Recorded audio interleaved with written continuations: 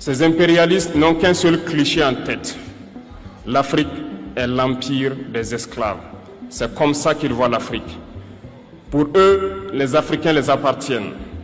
Nos terres les appartiennent. Nos sous-sols les appartiennent.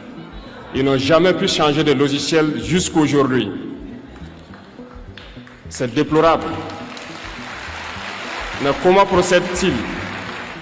C'est malheureusement depuis donc ces années 60 où ces simulacres d'indépendance ont été donnés à l'Afrique. Ils n'ont juste fait que placer des valets locaux à la tête, selon eux, de leur sous-préfecture pour pouvoir continuer à les alimenter. Ces valets locaux que nous allons qualifier aujourd'hui d'esclaves de salon n'ont d'autre repère que de chercher à vivre comme le maître, à satisfaire le maître et à faire tout ce que le maître lui dicte. Ils volent, ils pillent nos États, amènent tout chez le maître et leur richesse est conservée chez le maître. Ils font tout pour vivre comme le maître et toujours le satisfaire. Lorsque le maître commande, ils exécutent.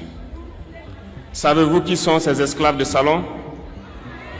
Eh bien, nous allons vous expliquer ce que c'est. Ce sont des individus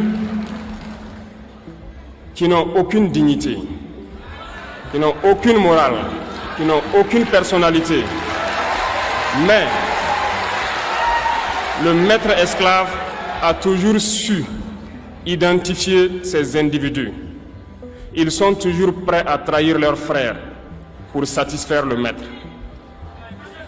Ils nous ont trahis depuis l'indépendance et d'autres continuent jusqu'à aujourd'hui à nous trahir au profit de leur maître.